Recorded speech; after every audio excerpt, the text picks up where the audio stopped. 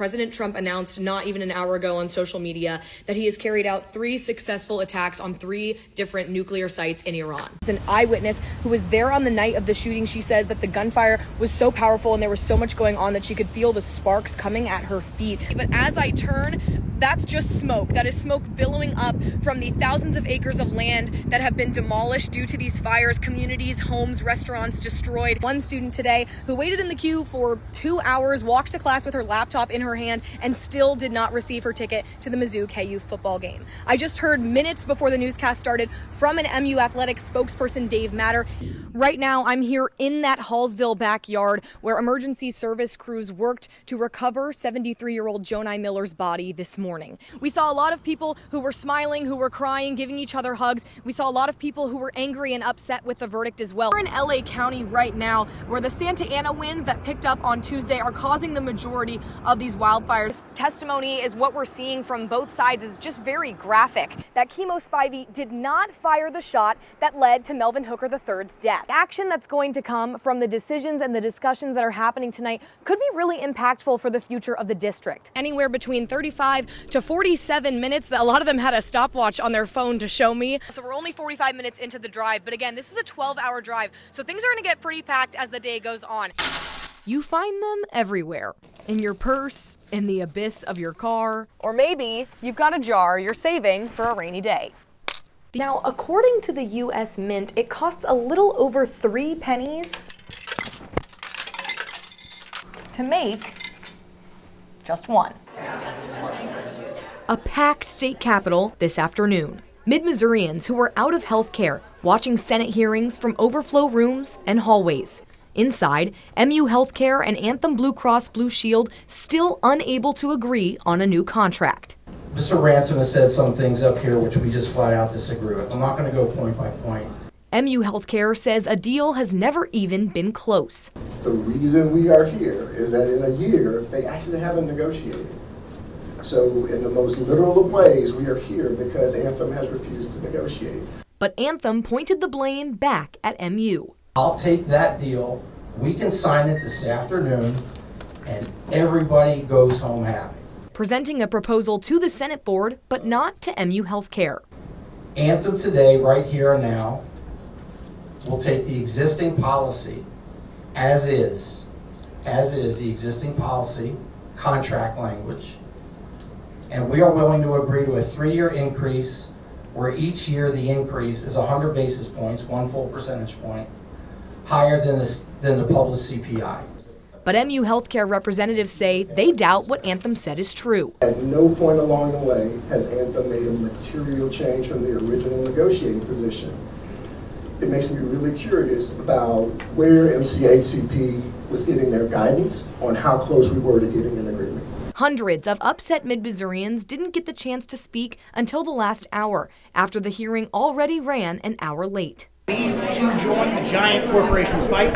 It's not one or the other that suffers. It's regular people like me and you. I get up at 4:20 every morning. Oh my goodness.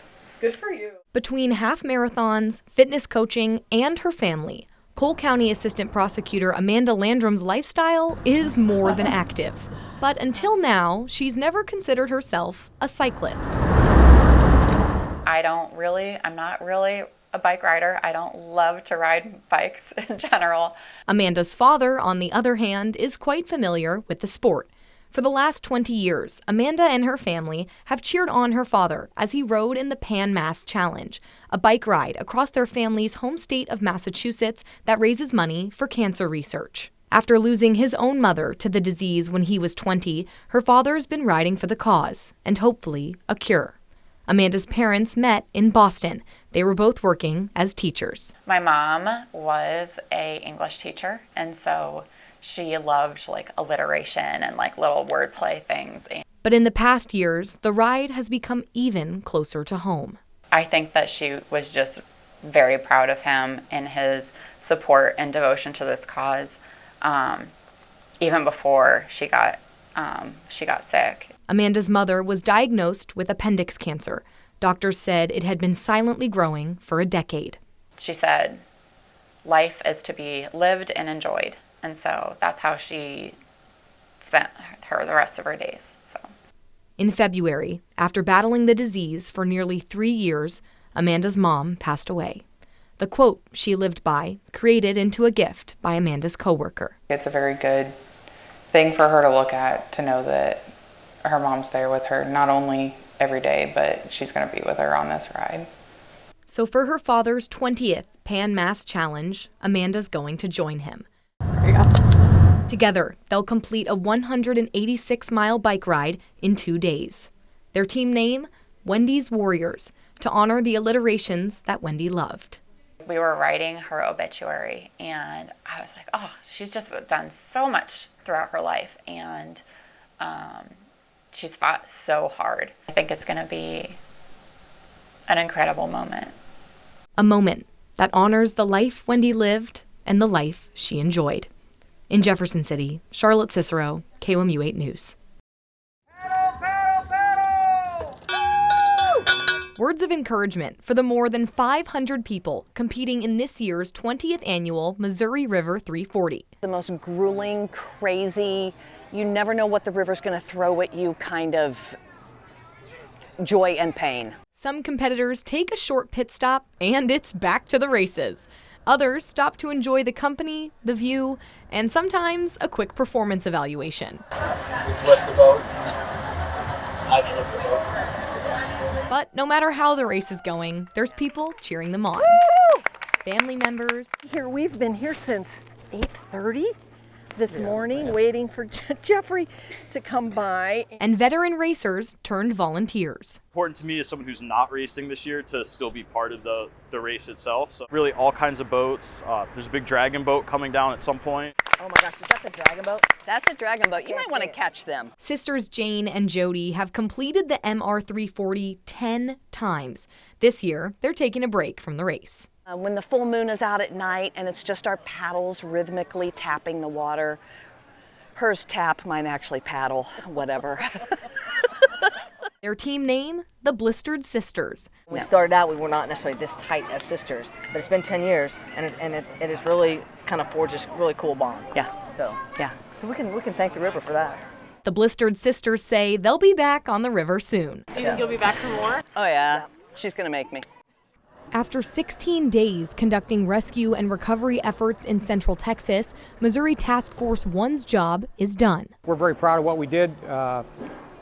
We would have stayed if they needed us. The team deployed to Texas on July 7th. The chief shakes my hand, gives me a hug, and says, "You bring them home, Randy." And so that's what I did.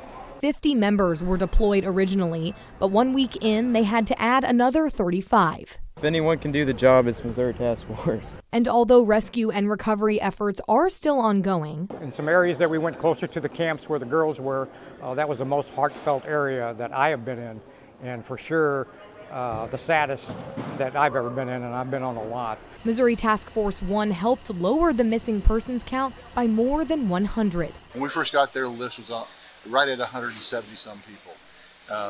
By the time we left, day before yesterday, it was down to 3.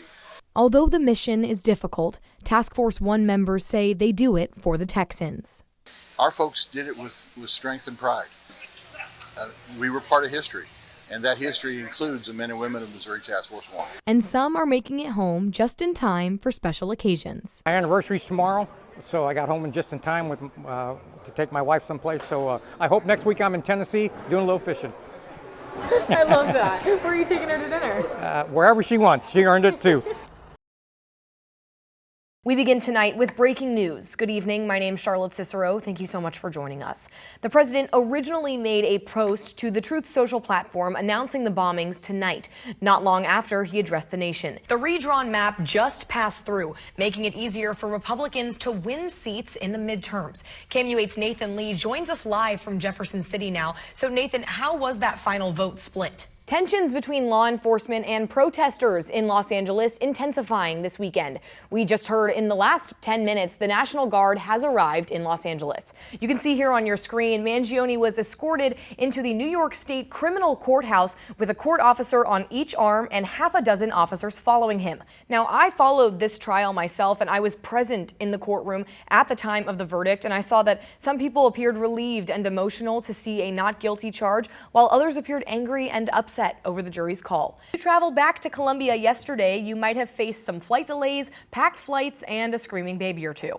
It's a little bit quiet now, but in, just a couple hours, the streets are going to be packed with Mizzou fans as the border war returns for the first time in 14 years today. A couple more tanning before I curl up for winter. That's right.